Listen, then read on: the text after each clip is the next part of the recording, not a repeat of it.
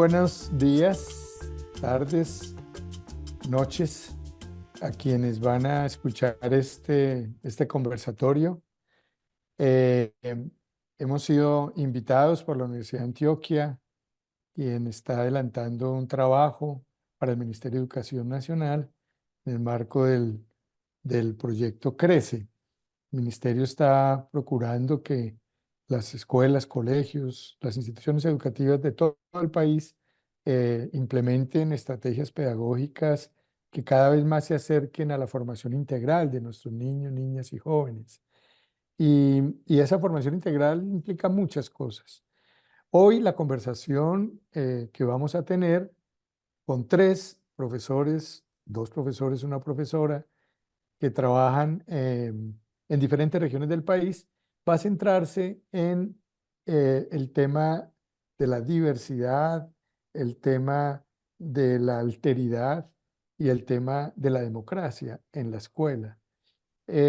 Yo creo que la idea es que a partir de las experiencias, del conocimiento y de las iniciativas y proyectos que cada uno de nuestros tres invitados, nuestro profesor David Pozo, que es un profe que trabaja en Buenaventura, en el Pacífico Sur de Colombia, en un contexto rural y que tiene una larga experiencia de trabajo también con comunidades indígenas, la profesora Erika Contreras, que trabaja en el municipio de San Gil, el municipio de Santander, eh, en el casco urbano del municipio, eh, que también trabaja, que trabaja en los temas de inclusión, que trabaja en los temas de equidad, en los temas de convivencia, y el profesor Juan Esteban Vélez, que trabaja en el municipio de Santa Rosa, en Antioquia, en una vereda, en un contexto rural, con niños del nivel primario. Ellos tres van a conversar sobre ese tema de la alteridad, del tema de la diversidad, el tema de la convivencia, el tema de la acogida que la escuela le debe y le puede y le da a nuestros niños, niñas y jóvenes y y lo que eso implica en términos de democracia escolar. Entonces, muchas gracias a los profes, la profe, por aceptar esta invitación. Yo le voy a pedir a cada uno, a cada una y a Erika que se presenten muy brevemente, nos cuenten un poco dónde es su trabajo y en torno a qué está centrado su quehacer en la institución educativa en la que trabajan. Si quieren, comenzamos con David, luego Erika y luego Juan Esteban. David. Bueno, mi nombre es David Pozo Bonilla, eh, soy docente de la ciudad de Buenaventura, del distrito de Buenaventura.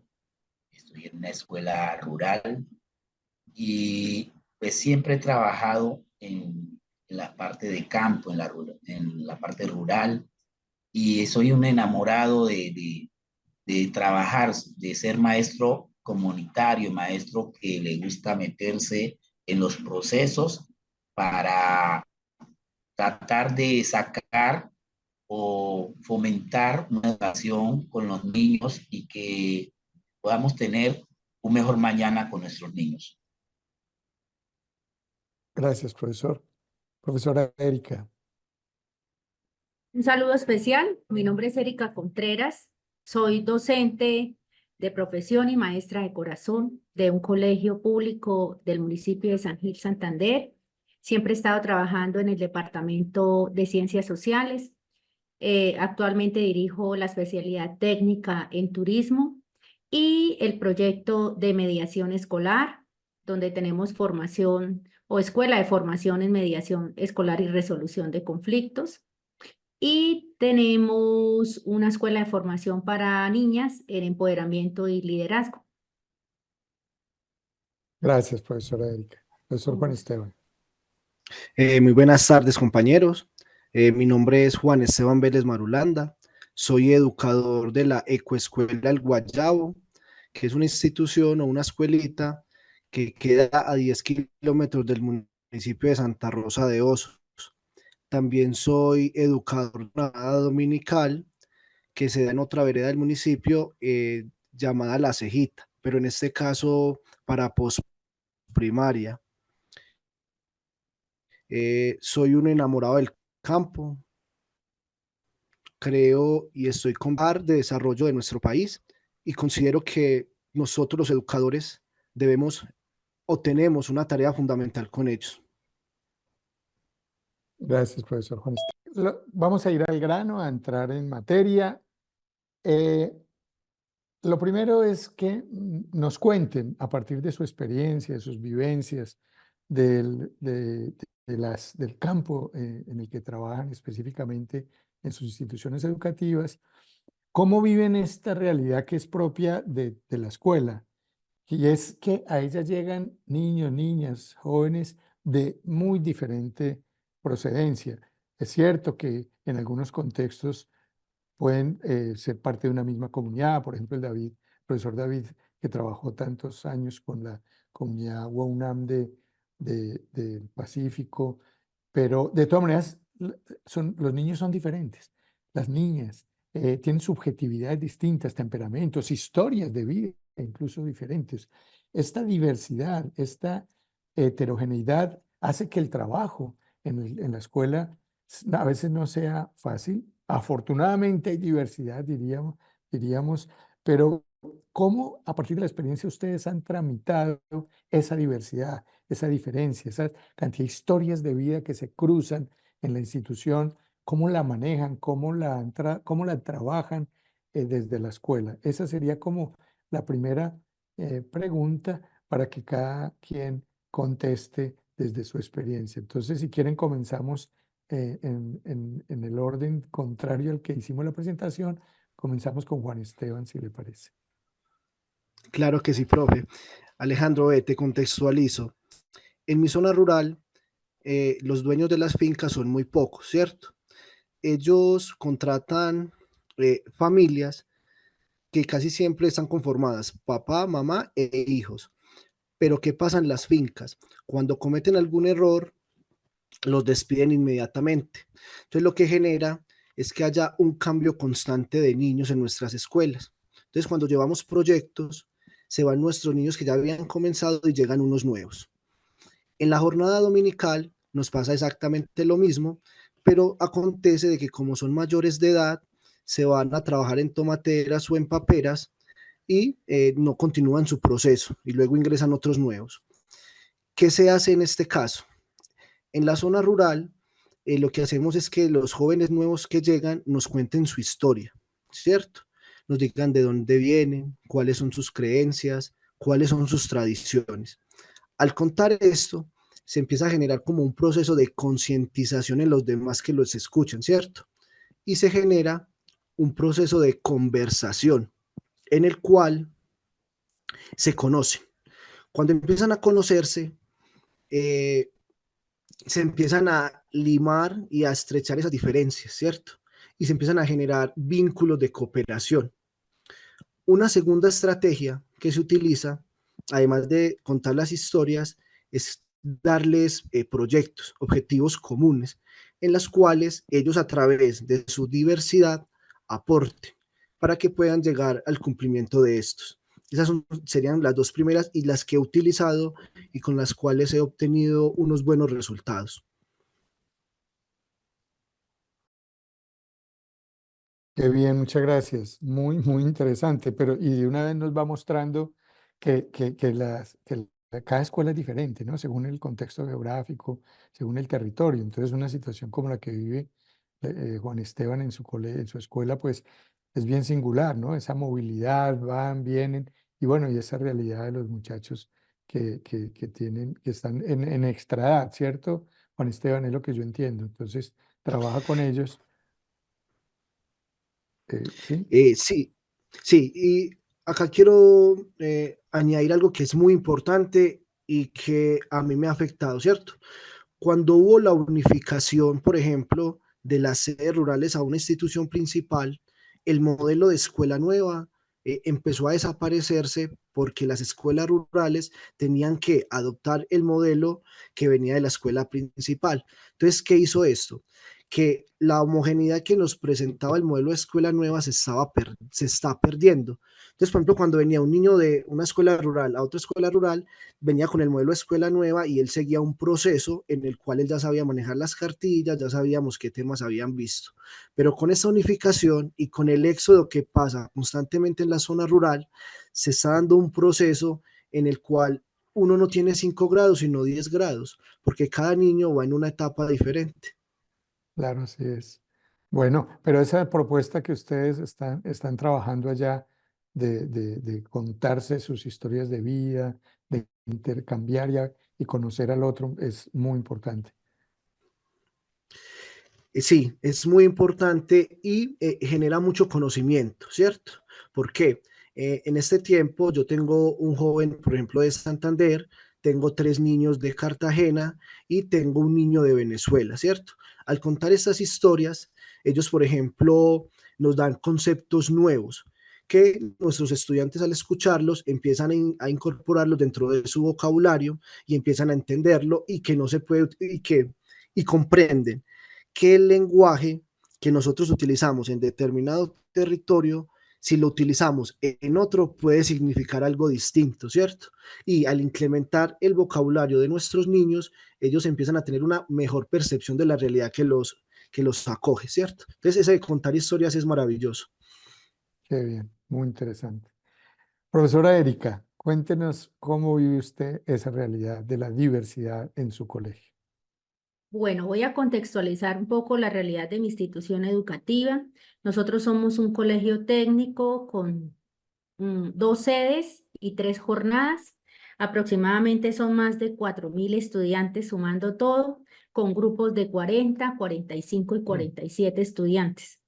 Entonces, prácticamente uno, aparte de ser maestro, también es mago y maga porque tiene que ingeniárselas todo el tiempo.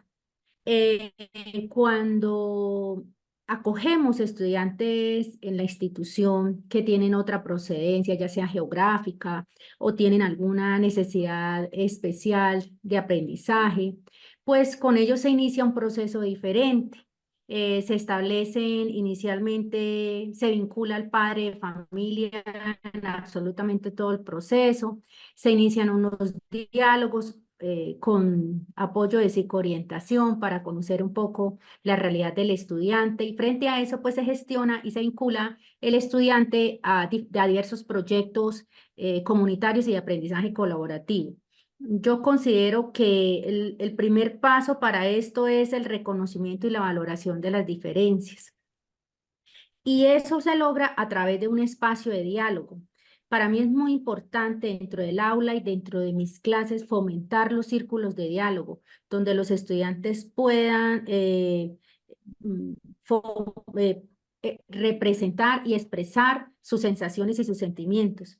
De igual manera, nosotros contamos con un currículo muy inclusivo. En eso sí hemos dedicado mucho tiempo a trabajar con ese tema del currículo y a generar proyectos transversales donde los estudiantes puedan trabajar de acuerdo a sus gustos, entonces hay deporte, hay música, hay teatro, hay escuelas de formación en arte. Entonces considero que todos estos proyectos transversales ayudan a la inclusión y al reconocimiento de la diversidad de los estudiantes. De igual manera, también trabajamos anualmente un festival donde se exaltan las tradiciones y las costumbres.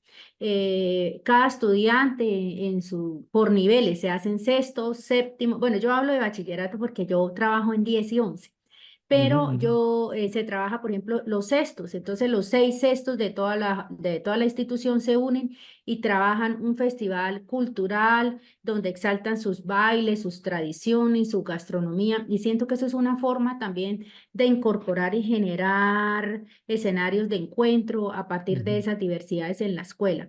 Pero es bastante ujú, difícil cuando se tiene una población tan grande en una institución educativa. ujú. Y ahí vamos. Muy bien, profesora Erika. Fíjense cómo ahí a partir del diálogo, como coinciden con la experiencia de Juan Esteban y el proyecto que ellos adelantan en Santa Rosa, el encuentro entre los diferentes genera unas experiencias interesantes que creo que podemos profundizar ahorita. Sí, Sí. profesora Erika. Desde el grupo de mediadores escolares, pues que tengo la fortuna de dirigir, en cada salón hay un mediador escolar. Ellos saben que independientemente de los conflictos que se presenten en el aula de clase, ellos están muy pendientes de la convivencia en el aula. Entonces, es como ese puente que uno tiene para medir, o ese termómetro que uno tiene para medir cómo está la convivencia. Cada semana tenemos una hora de encuentro del docente titular o director de curso con el curso, donde se hace un seguimiento a los pactos de aula, a ver cómo está la convivencia, a dialogar un poco con el grupo frente de pronto al informe que pudo haber presentado el mediador, y se va haciendo seguimiento a la convivencia, que es lo más importante dentro del aula. Muy bien. Profesora, ¿y tiene allí eh, diferentes jóvenes de diferente, por ejemplo, el tema de los migrantes de Venezuela, que creo que están en muchas partes de Colombia, o gente de otras regiones de Colombia, en el caso de su colegio? Sí, nosotros tenemos gente de Venezuela, tenemos algunos estudiantes que vienen de otros departamentos, pues teniendo en cuenta que, por ejemplo, son hijos de policías, de militares, entonces ellos viven trasladándolos todo el tiempo. Ujú. Viene gente del campo, de veredas, que pues en las veredas cercanas a San Gil hay hasta quinto, primaria, y luego se vienen a las instituciones educativas públicas o del urbanas a continuar con ese proceso. Entonces Ujú, sí ujú. tenemos bastante población que es fluctuante, vienen, se Diversa. van. Muy bien. Bueno, profesor David, muchas gracias, profesora. David, Eh, esto allá en Buenaventura, en el Pacífico, y si quiere también contarnos algo de lo que fue su experiencia con las comunidades indígenas, ¿cómo lo viven? Bueno, primero voy a colocar en contexto, compañeros. eh, Buenaventura tiene muchos ríos, muchas veredas en esos ríos, y la institución donde por primera vez fui a trabajar se llama Institución Educativa Nonam, es del pueblo Guaunam, hablan el guausmeo, y queda a 3 horas por lancha y a 5 horas carreteable, y también tiene que coger lancha por dentro del río Calima y salir al río San Juan, al margen derecho el departamento del Chocó, al margen izquierdo el departamento del Valle, y el río San Juan es que une esos dos departamentos. Es muy bonita la experiencia porque cuando se llegó allá, yo llegué como a un lugar, yo bueno, yo a dónde es que llegué, no sabía pronunciar nada en lengua, y todos los niños que estaban allá hablaban en lengua, y bueno, yo decía, empecé a tener esta dificultad y le decía a los compañeros, pero es que en el bachillerato los niños son muy tímidos y no me hablan en español. Y yo, ¿cómo voy a hacer? Me dicen, profe, tranquilo, y aquí poco a poco vamos enseñándole la lengua para que usted pueda saludar y generar confianza con esos estudiantes, porque es primer afro que viene a trabajar en nuestra comunidad. Pasó un tiempo y ya yo veía que no solamente indígenas entraban en el bachillerato, sino que de la parte del Chocó iban llegando afros a estudiar en el bachillerato, pero también tenían la misma dificultad con los maestros bilingües, porque los maestros hablaban casi siempre sus clases en Guaxmeo, y se puso a trabajar con el cabildo para que pudiéramos tener como un PET más inclusivo, para que pudiéramos, que los maestros en sí pudieran planear sus clases en español, no estar hablando español, hablando lengua, todo, porque entonces los niños se azararían, o de pronto no sería llamativo estar en una escuela que el idioma que siempre se hablaba era el bosmeo. Entonces, después, en unas reuniones con la asamblea los domingos, porque siempre el cabildo tenía como la presencia, o tiene la presencia muy fuerte en la escuela, y se trabaja muy comunitariamente, maestro y comunidad, y la máxima autoridad es el cabildo. Y pues también hubo en otro tiempo hubo como un choque, porque pues, ¿dónde se estaba quedando la autonomía de la escuela? La escuela no podía hacer algo, sino todo se tenía que llevar a la asamblea y a la junta, pues, que maneja el cabildo como tal. Entonces, ya dialogando empezamos a tener como unos acuerdos, y se empezó a respetar tanto la opinión de nosotros los maestros, y buscar que la educación no se manejara como una imposición de parte de un lado, sino que la educación fuera como una parte democrática, para que todos pudiéramos participar y tuviéramos voz y voto. Y afortunadamente, en ese tiempo, un gobernador que hacía parte de la comunidad, hombre, dijo: sí, hay que tener en cuenta todos los conceptos, porque la escuela no puede estar apartada del cabildo como tal, y no somos como enemigos, sino que tenemos que buscar como esas ideas que unen, para sacar adelante y para que poder traer más estudiantes de diferentes partes. Hay Emberas, hay NASAs, hay CIA, que estaban en otras partes, que ya fueron entrando a estudiar a nuestra institución. Entonces, Sí. esa es una experiencia muy importante, porque a pesar de que uno no sepa, debe llegar a proponer y a aprender donde uno no, o sea, donde lo desconocido. Yo toda la academia y lo que yo llevaba para allá, cuando llegué allá me sentí como otro mundo, y empecé a buscar cómo entrar y cómo aportar desde mis conocimientos, pero también aprendiendo de esa nueva cultura, usos y costumbres, y una cosmovisión que yo la verdad no conocía, no tenía conocimiento de ella. Muy bien, profesor David.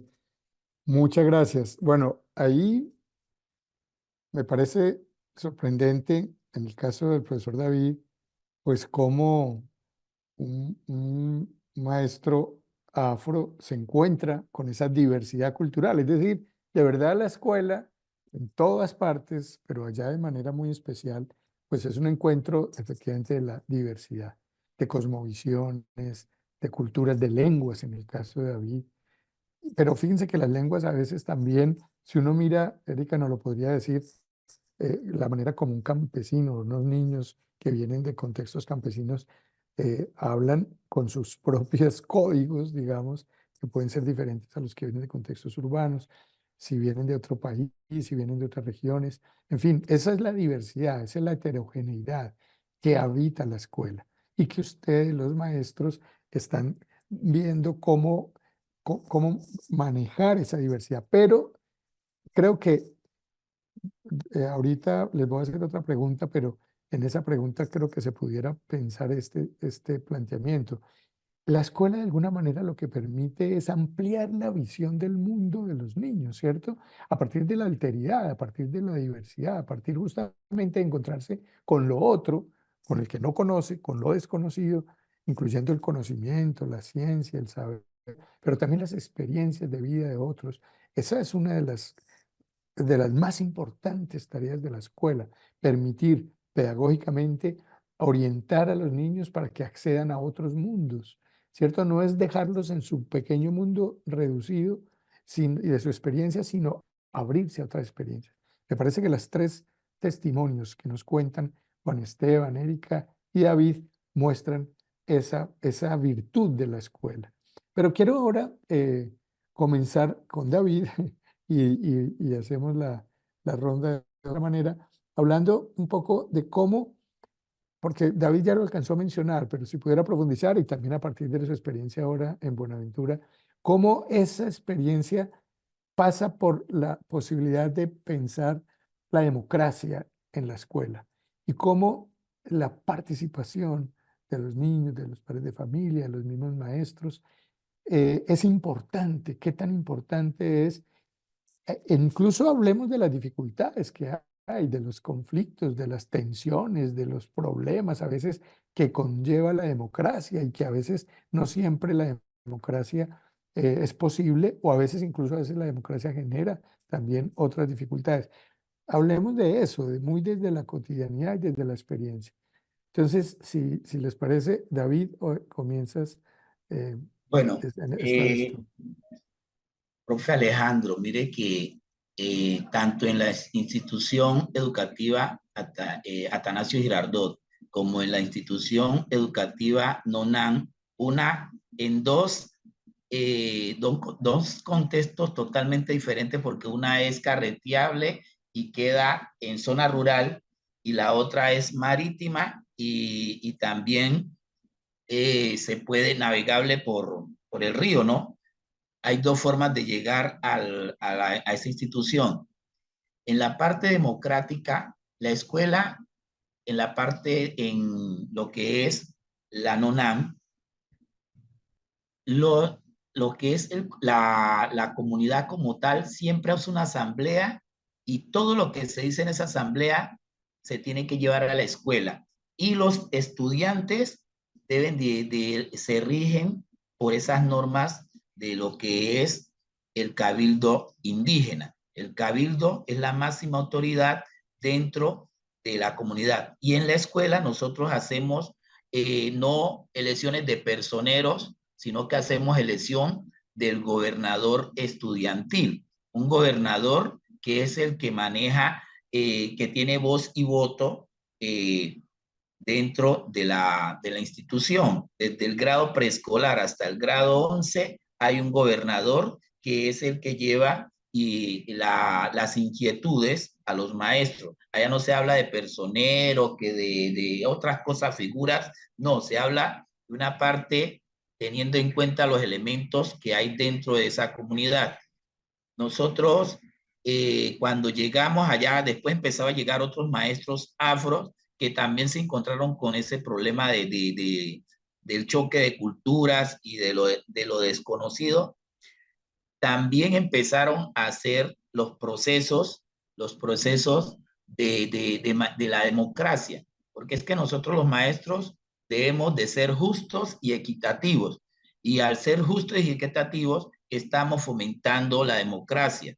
Estamos siendo, cuando uno empieza a respetar tanto al niño pequeño como al más grande, y mostrando con ejemplos docentes que uno respeta, ese respeto se multiplica desde el más grande hasta el más pequeño de una comunidad, porque allá la escuela está como esa, ellos le dicen como la madre, de ahí depende todos los hijos y todos los procesos desde la escuela.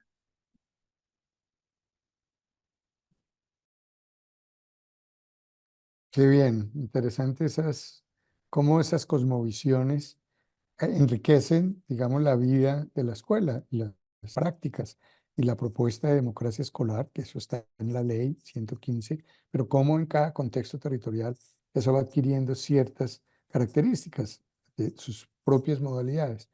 Profesora Erika, ¿cómo es el tema de la democracia y la construcción de comunidad en su colegio? Bueno, yo considero que la conformación y organización del gobierno escolar es el corazón de la democracia en el ambiente educativo. El trabajar mancomunadamente con padres de familia, los mismos docentes, estudiantes, administrativos, operativos, de una manera coordinada y de una manera sincrónica, es como la base fundamental de este proceso democrático. También considero que incorporar la participación activa en la toma de decisiones de los estudiantes hace la diferencia. Nosotros al iniciar el año, siempre como la primera semana, trabajamos algo que se llaman los pactos de aula, y son construcciones conjuntas entre estudiantes y el docente, donde ellos mismos diseñan como un listado, sí, como una serie de orientaciones de cómo quisiera que fuera la clase. Y a veces los mismos estudiantes son muy duros entre ellos y dicen, no, el que llegue tarde se deja por fuera. Entonces ellos mismos van construyendo como esas normas que deben haber en el aula de clase para una buena convivencia. Porque yo considero que la convivencia es la base fundamental del aprendizaje. Si en un ambiente escolar no existe una convivencia, pues el aprendizaje no va a fluir. De igual manera, la conformación del gobierno escolar por parte del mismo, por ejemplo, el Consejo de Estudiantes. Ellos se les da una capacitación continua, cada mes se está haciendo capacitación con ellos en resolución de conflictos, en manejo de emociones. Ellos se reúnen, tienen su propia organización interna y hacen sus procesos. Este tema para mí de los mediadores escolares me ha traído bastantes satisfacciones y hemos podido ver cómo la convivencia y las relaciones han mejorado. No puedo decir que es un colegio de ángeles, no, sería mentira, pero sí ellos ya saben que existe el mediador escolar, que al primero que acude es al mediador para el trámite de sus conflictos. Nunca llegan a la coordinación, que él me dijo, que él me miró, que tengo ese problema. Siempre pues se tiene esa figura de su par mediador y tenemos una sala donde ellos van, se sientan, hacen sus mediaciones, sus compromisos y ellos saben que eso es un proceso muy serio. Entonces, para mí, el que ellos puedan participar de la construcción de esas normas colectivas para la misma convivencia, eso es maravilloso y que se le haga seguimiento a esos pactos de aula garantiza de verdad que esa democracia que se había planteado inicialmente se esté llevando a cabo. Muy bien, Eso es. profesora Erika, muchas gracias. Pues claro, su experiencia en el trabajo de mediación escolar, digamos, la pone muy en el centro de lo que la escuela se propone para democratizar la vida que transcurre en ella.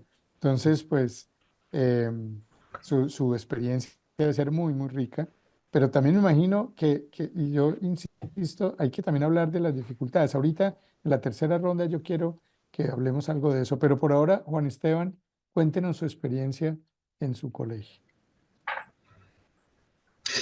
Claro que sí, Alejandro. Te voy a contar 3 estrategias que utilizo en la zona rural para mejorar la democracia, ¿cierto? Lo primero que hay que entender es que la escuela es un punto de encuentro entre sujetos que tienen visiones distintas, ¿cierto? Cuando se da este encuentro, aparecen las discusiones. Entonces, dentro de la escuela se brindan los espacios de diálogo, de discusión y de participación para que los jóvenes expresen sus ideas. Esa es la primera estrategia. La segunda estrategia tiene que ver con la educación ciudadana y cívica. En esta le enseñamos qué es el voto, cómo se debe ejercer el voto y analizar propuestas. Además de lo que expresaba la profesora Erika, ¿cierto? Les enseñamos los mecanismos alternativos de resolución de conflictos, como la conciliación, la mediación, el arbitraje, y les damos algunas pautas para que lo ejerzan. Y una tercera es que en la zona rural, las juntas de acción comunal son las que manejan el contexto. Desde las juntas de acción comunal se lideran proyectos como por ejemplo de limpieza de la comunidad. Se tiene en cuenta entonces a los estudiantes para que ellos también participen del mantenimiento de la vereda. Con estas 3 estrategias, lo que se busca es que los jóvenes y los estudiantes comiencen a entender todos los procesos con los cuales se puede participar. Algo muy, muy bonito de la zona rural es que la escuela es el corazón de la comunidad. Como en muchas veredas no hay casetas de junta, todos los eventos, todos los cursos se realizan dentro de la escuela. Entonces, una forma de democracia es permitir que los jóvenes, aunque sean muy niños, puedan estar dentro de estas reuniones y encuentros y comiencen a generar procesos de conocimiento y de participación. Pero el que más me ha servido para generar la democracia es generar esos espacios de diálogo y participación que se efectúan entre ellos mismos.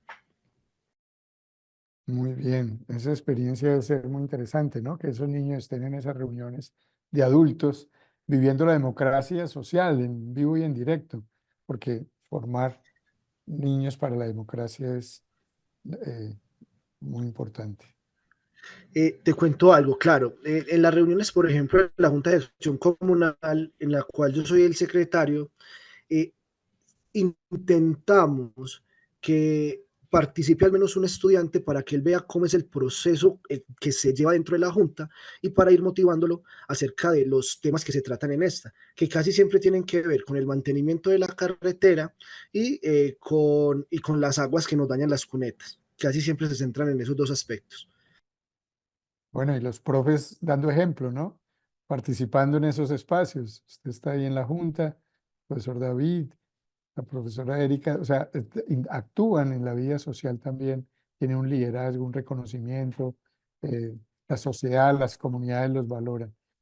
Yo quiero introducir un tema que es como los conflictos que viven ustedes. Cómo los chicos hoy sabemos que hoy, siempre, pero hoy se habla mucho de las dificultades que tienen los chicos eh, para, eh, para entender sus sentimientos, para expresarlos, para tramitarlos. Entonces, eh, no tienden o a deprimirse o a entrar en shock de manera muy fácil. Dicen que, pues, efectivamente, mucho puede ser la pospandemia, pero quizás esto viene de antes, también de nuestro contexto social. Hay contextos donde la situación no es fácil porque son contextos de conflicto armado, de la guerra, pero también de la violencia intrafamiliar, de la violencia de género, de las violencias racistas, de todos estos conflictos sociales que afectan a los niños. ¿Qué tipo de conflictos tienen ustedes en sus colegios? Hagamos una ronda para hablar de esos conflictos por ahora y luego hacemos una última ronda para ver cómo estamos tramitándolos. Pero primero a mí me gustaría que habláramos de esas dificultades que tienen, que ven en la manera como los problemas con los que llegan los niños a la escuela. Entonces, si quieren, esta vez empecemos por la profesora Erika, luego vamos con el profesor David y el profesor Juan Esteban. Bueno, gracias Alejandro. Nuestra institución educativa, pues teniendo en cuenta que tiene tantos estudiantes, el trabajo es bastante arduo con respecto a la convivencia y al trámite de conflictos. El tipo de conflictos que se presentan es, por ejemplo, por el uso de los espacios en común, por las canchas o en el aula de clase, por roces, por espacio también, por palabras de alto calibre. Entonces, también yo siento que el maestro o uno como maestro tiene que fomentar esa atmósfera en los estudiantes de confianza, de que encuentren en el maestro como esa persona a la cual dirigirse. Uno no sabe con qué tormentas vivan los estudiantes en sus casas y quieran llegar a la institución educativa como una forma de huir y de encontrar un oasis. Y eso es lo que uno tiene que brindarle a los estudiantes, esos espacios donde el estudiante se sienta acogido, amado, para que le tenga uno confianza de hablar. Muchas veces uno conoce casos de estudiantes que llegan sin desayuno, no tienen para el almuerzo, el papá le pegó la noche anterior a la mamá, les tocó salir de la casa, dormir a otra parte, y ellos se acercan a uno y le cuentan. Entonces, por eso digo, uno tiene también más la escuela más que un centro de instrucción, de conocimientos, tiene que ser un lugar de acogida, de amor, porque yo les digo a los estudiantes, mire, estudiantes, uno hasta para un doctorado, uno lo puede hacer virtual, pero para enseñarle a uno la empatía, la solidaridad, el respeto por el otro, el cariño, a ser un buen ciudadano, eso usted no se lo enseña sino en la escuela y con la convivencia.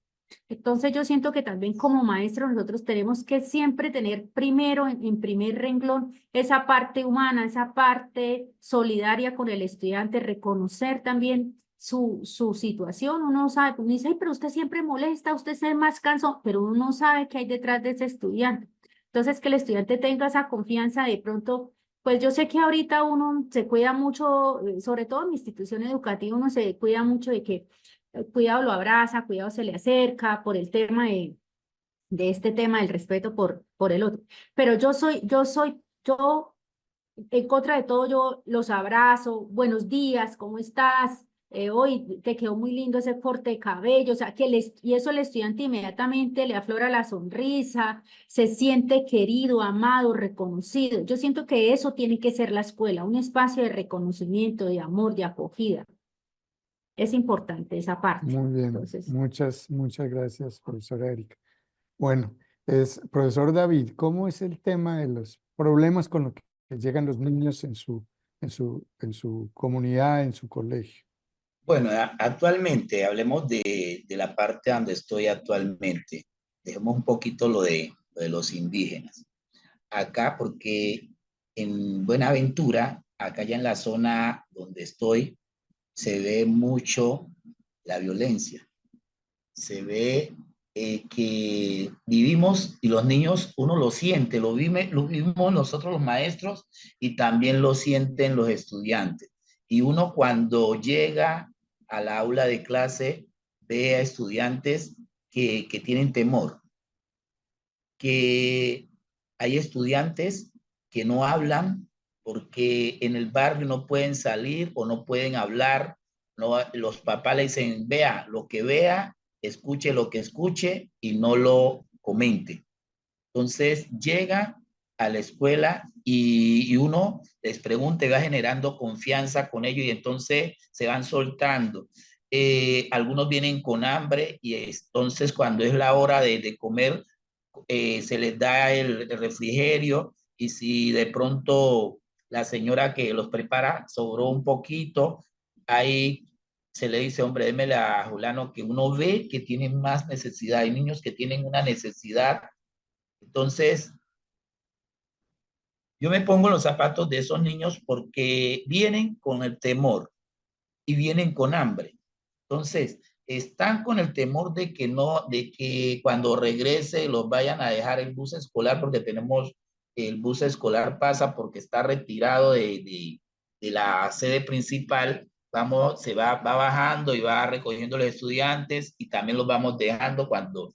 Mire que tal punto es de la dificultad que se vive que nosotros los maestros ahora tenemos que hacer recorridos con los estudiantes. Vamos de la principal y de la sede donde yo estoy, que se llama Hasi, Colonia Hasi, salimos bien temprano, 5:45 de la mañana, para coger a las 6 el bus y ir dejando a los estudiantes en la sede donde les toca estudiar y hasta llegar hasta la sede principal.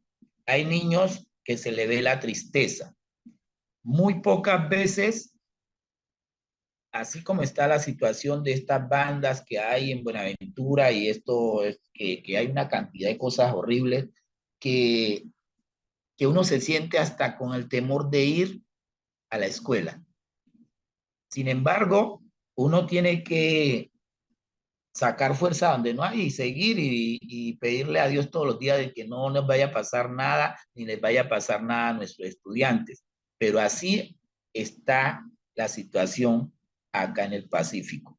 Hay verdaderas situaciones o verdaderas, ¿cómo le explicara? Cosas que uno tiene sentido y no sé por qué nos estamos matando, no sé por qué se matan entre los mismos compañeros. Y hay niños que han salido de los sectores educativos de las escuelas y ya uno los ve que andan tomando partido con X o Y de las bandas que están en el territorio. Qué duro esa situación de Buenaventura y de algunas regiones del Pacífico, del Cauca, de Nariño, del Valle, eh, del Chocó. eh, es una región que está sufriendo muchísimo la violencia. Y entonces el tema de la escuela ahí se vuelve crucial. Bueno, profesor Juan Esteban, en el caso de Santa Rosa, su colegio, ¿cuáles son las dificultades con que los chicos viven? Bueno, Alejandro, las dificultades que yo he podido encontrar se refieren mucho al discurso de los padres. Los padres en su mayoría les dicen que cuando se presente un conflicto el estudiante actúe creo que yo, los padres le dicen, no, pégale. Entonces, la primera estrategia que se hace con ellos es cambiar el discurso y decirle que primero se tiene que dialogar y que el conflicto es algo inherente al ser humano, ¿cierto? ¿Qué va a pasar? Porque la escuela es una microsociedad donde se van a presentar en una menor escala los problemas de la sociedad y que si uno se lo soluciona con violencia, eso va a traer más violencia. Entonces, la primera estrategia que uno aplica con los padres de familia es un cambio de chip en la cual se le enseña a ellos de que ante cualquier conflicto, la violencia no es la solución. Eso es lo primero que hay que hacer. Lo segundo, voy a contar una experiencia con un mediador. Se hizo la capacitación a un mediador del grado quinto. Una de las características de la mediación o del mediador es que sea imparcial. Pero a mí me tocó que cuando el mediador iba a solucionar un conflicto, tenía un amigo y aunque el amigo tuvo la culpa, el mediador le echó la culpa al otro. Entonces ahí fue cuando me tocó hacer un análisis y empezar a mirar cómo iba a ser la capacitación de los mediadores. Lo que se le explica a los jóvenes, allá por ejemplo pasa mucho en el restaurante escolar, es que cuando un joven no quiere comida, se la pasa al otro a escondidas. Entonces lo que uno le dice es, vea, diga la verdad, que cuando usted dice la verdad, uno ya como docente o la manipuladora busca una estrategia más fácil y que resuelva de manera más correcta el conflicto. Se les enseña a ellos, dialoguen y que digan siempre la verdad. Profe, ¿quién es la manipuladora?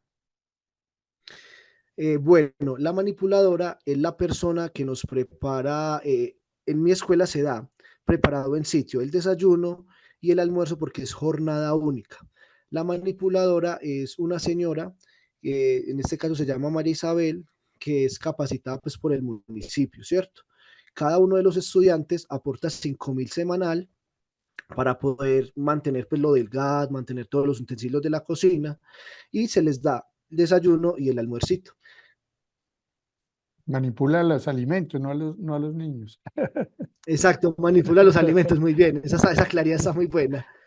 Bueno, muy bien, muchas gracias, profesor Juan Esteban. Entonces, miren, yo creo que esta realidad que es propia de nuestro país, de nuestras regiones, nuestros contextos rurales, urbanos, pues es con lo que tenemos que lidiar todos los días. Y allí estamos viendo cómo los maestros y las maestras, la escuela construye alternativas, se enfrenta a esas situaciones, no se quedan manos cruzadas, no, sino que al contrario, yo diría casi que la escuela es un lugar hoy imprescindible justamente en parte por eso. Claro, sigue siendo necesaria porque forma en conocimientos, como decíamos en la primera ronda, les abre el mundo, les abre el conocimiento de otras culturas, de otros lenguajes, las áreas del conocimiento que son tan importantes, el arte, el deporte, la tecnología, los idiomas, todo esto. Pero este tema de cómo aprender a manejar los conflictos, sus emocionalidades, los problemas, es vital. Yo voy a hacer una última pregunta para ir cerrando nuestro conversatorio. Ustedes van a pedirles como su apreciación personal acerca de la escuela. Hoy en día se dice mucho que la escuela es conservadora, que es resistente al cambio, que no está adecuada para los tiempos contemporáneos, la sociedad globalizada, para los desafíos de la ciencia, el conocimiento, la tecnología, para los cambios en el modo de producción, digamos, del capitalismo, de la sociedad, de la economía, o preparar a la gente los muchachos que salgan bien preparados para los nuevos empleos, para los nuevos tipos de trabajo, que la escuela es refractaria, que la escuela es del siglo XIX, que la escuela es tradicional, que es autoritaria, que es repetitiva. No sé, ustedes han escuchado esos argumentos. Yo los escucho todo el tiempo y me llegan hasta memes y también en las redes circulan que esas críticas tan duras a la escuela.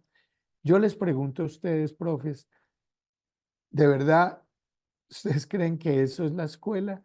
¿Creen que esa es una realidad? ¿Creen que la escuela está cambiando? ¿Creen que la escuela sí está respondiendo a estos desafíos tan complejos de la sociedad y del mundo contemporáneo? ¿Cuál es su valoración de la escuela y cómo y qué tanto es un lugar de acogida, como ya algo de alguna manera ustedes lo han planteado, pero hagamos esa valoración general sobre esas críticas tan duras que se le hacen a la escuela? Entonces yo quiero comenzar, eh, si les parece, con la profesora Erika, después el profesor Juan Esteban y el profesor David. Bueno, mi institución educativa es dirigida por la comunidad de hermanas dominicas de la Presentación. Entonces tiene una filosofía y una pedagogía muy particular.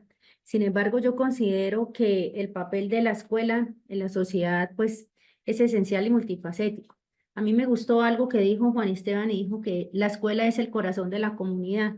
Y yo siento que la escuela, bueno, que la comunidad del colegio donde trabajo ha entendido que sí, en un tiempo era muy conservadora, que el tema del uniforme, que el tema de las ideologías.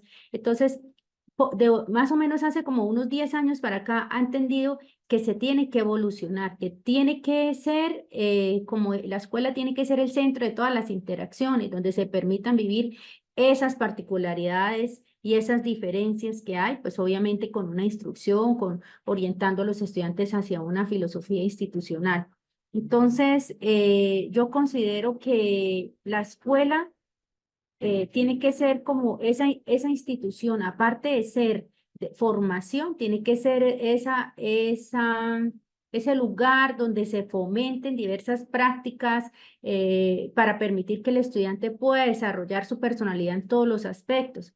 Entonces, no la veo así como que se haya quedado como en el retroceso, no. Yo pienso que pues desde mi perspectiva vamos mirando que la escuela es cambiante y que la escuela tiene la necesidad de cambiar al ritmo de la sociedad. No es lo mismo educar uno como maestro. Yo llevo más de 20 años de experiencia y veo que cada año las generaciones tienen unas necesidades especiales, unos intereses distintos y que uno no puede decir, ay, es que hace 10 años cuando yo era la profesora. No, ya no, porque es como si uno empezara de cero cada año con nuevas tendencias, con nuevos estudiantes. Y si uno no, ese también es un reto que tenemos nosotros los maestros, de ir exigiéndonos también y capacitándonos en ese proceso que la misma juventud y los mismos estudiantes le van pidiendo a uno, porque si no se queda uno ahí en el pasado y no, a los estudiantes hay que saberles llegar de diferentes formas.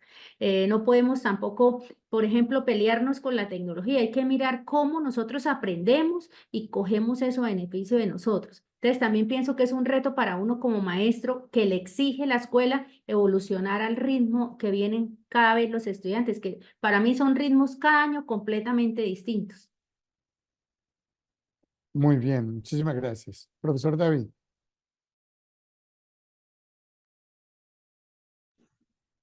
Profe, ¿la escuela será que se ha quedado o será que nosotros los maestros nos hemos quedado en cierta manera en el confort?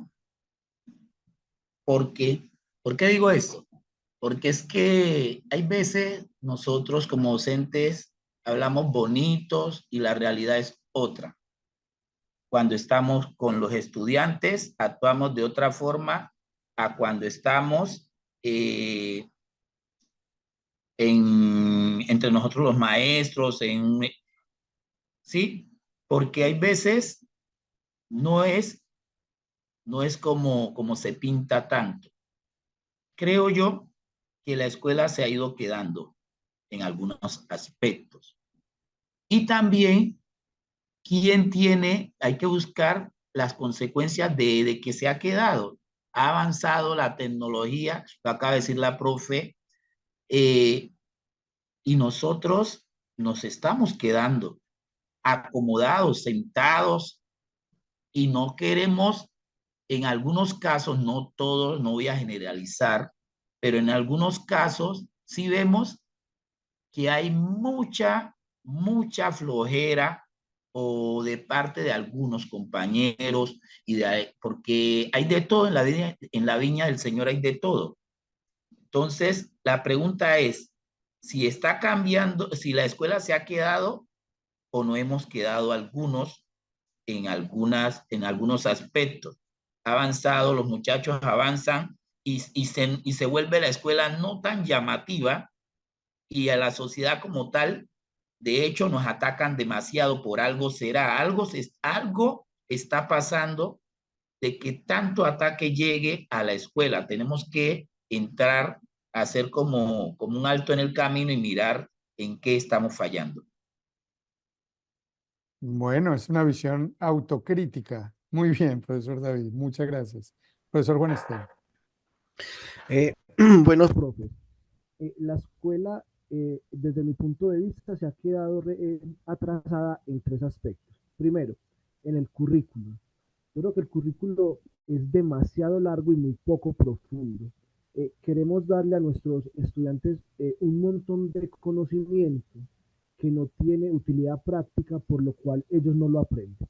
En eso nos hemos quedado, que hay que hacer un análisis del currículo y empezar a mirar cómo lo vamos, o sea, a escoger cuáles son los conocimientos necesarios para cada contexto. Segundo, en las metodologías. Aún se ve en algunos compañeros la educación tradicional. Hay que mirar nuevas estrategias y nuevas metodologías que nos han demostrado desde la neurociencia que se genera el mejor aprendizaje. Y lo tercero en lo que se ha quedado en la escuela es la infraestructura. En mi municipio aún hay escuelas aún hay escuelas que solo tienen un solo baño para más de 30 estudiantes. Ahí nos hemos quedado. Ahora, yo soy un fiel creyente de ella. ¿Por qué? Porque la escuela, dentro de las comunidades rurales, es un entorno protector. Antes no se les daba ni el desayuno ni el almuerzo. Ahora a los niños se les da el desayuno y almuerzo.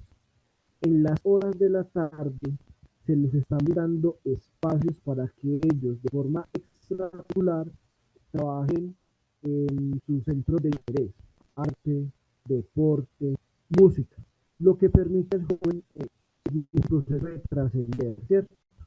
Entonces, la escuela es fundamental en cada comunidad, que cuando uno ve que se llevan buenos procesos o que uno forma los ciudadanos que necesita Colombia y el joven termina ya de estudiar su bachillerato, uno ve que son buenas personas, no son médicos, no son abogados, pero por ejemplo son mecánicos al cual vos le puedes llevar el carro y sabes que son estos. O por ejemplo, tú llamas al electricista y lo hacen en una casa, él te va a cobrar. Y eso es para mí un éxito que no podemos dejar de lado. Gracias, profesor. Bueno, ya vamos a cerrar. Ha sido una conversación muy rica porque son tres experiencias distintas, son tres contextos diferentes, pero hemos hablado de lo que significa la diversidad, lo que significa la heterogeneidad, las diferencias en la subjetividad, en las características culturales de los niños, cómo la escuela tramita eso, las experiencias de ustedes, generando el diálogo, el encuentro, la posibilidad de conocer al otro, de manejar los conflictos, de la relación con la comunidad, de generar procesos democráticos y este tema de la actualidad y la necesidad de que la escuela se renueve, se actualice. Un minuto para cada uno para que me diga qué le diría usted al corazón y a la mente y a la vocación, si se quiere, de los compañeros que los están escuchando, maestros y maestros. Un mensaje muy breve en un minuto para hablar de la escuela de la acogida, de la alteridad, de la democracia. Si quieren, Bueno, comencemos yo empiezo. con la profesora Erika. Bueno, yo siempre he pensado que la educación con amor queda aún más que los mismos conocimientos. Alguien alguna vez me decía, sé la maestra que siempre quisiste tener. Y también me decía, ¿cómo quiere que la recuerden sus estudiantes? Entonces, vuelvo y repito a lo que hace un momento decía, uno tiene que acoger a los estudiantes. Para mí es más importante que sean buenos ciudadanos, que lo recuerden a uno y diga, bueno, no me acuerdo en las clases de geografía con la profesora, pero me acuerdo cómo nos enseñaba a compartir, me acuerdo cómo nos enseñaba a respetar al otro, a querernos entre nosotros, a ayudarnos. Mire que nosotros estamos en una sociedad tan terrible, tan tan indolente, a veces tan desinteresada, tan falta de empatía, que nosotros precisamente tenemos que llevar al estudiante a que se dé cuenta de esa necesidad y que él sea un agente transformador de sus comunidades, porque ellos van a ser los futuros ciudadanos del posconflicto. En un mismo salón está el hijo del exguerrillero, en un mismo salón está el hijo del policía, en un mismo salón está el hijo del paramilitar. Entonces, ¿cómo podemos hacer que ellos convivan de una manera armónica alrededor, pues, de lo que va a ser la escuela como un, digámoslo así, como un pretexto de una convivencia donde realmente ellos tienen que formarse, como decía Adela Cortina, los ciudadanos del futuro, o como decía Marta Nussbaum, esa ciudadanía que debe haber dentro de cada uno de nosotros? Entonces, para mí, la educación en valores, la educación con amor es muy importante. Entonces, siento que quien quiera vincularse al tema de la docencia también tiene que ponerle el corazón también a esto, porque esto es de corazón. Gracias, profesora. Profesor David, ¿qué le dice usted a sus colegas maestros, maestras? Yo les digo a mis compañeros maestros que somos importantes. Somos los formadores de todo lo que existe en el mundo. Si un médico, si un arquitecto, si un ingeniero, deben de pasar por las manos de nosotros, deben de pasar por un aula en las cuales nosotros los formamos. Entonces, no nos desanimemos, sigamos trabajando, que siempre al árbol que da fruto es que se le tira piedra, pero seguimos trabajando y seguimos dándola toda. Sigamos, maestros, que podemos. Gracias, profesor David. Profesor Juan Esteban. Doctor Alejandro, miren, uno de los grandes miedos del ser humano es que lo olviden, ¿cierto? Y tal vez en algunos años nuestros nombres no lo recuerden nada, de poder dar principios a los niños como si fueran semillas, por ejemplo, o una virtud, por ejemplo, la virtud de la honestidad. Si nosotros educamos a un ciudadano en la honestidad, cuando tenga un hijo también lo va a educar en la honestidad, y a su vez a su hijo en honestidad. Entonces nosotros somos sembradores de principios.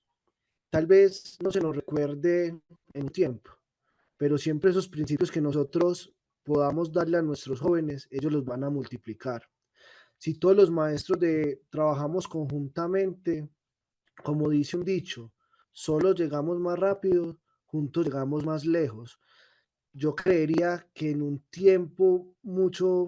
algún tiempo nuestra sociedad va a cambiar, pero desde que le metamos corazón, como dice América, y creamos de verdad esa vocación. Bueno, muy bien. Muchas gracias. Creo que vamos a dejar entonces esta conversación aquí. De verdad, han sido experiencias muy ricas las que nos han compartido. Conocer esa diferencia entre las escuelas del Pacífico, las de Antioquia, las de Santander.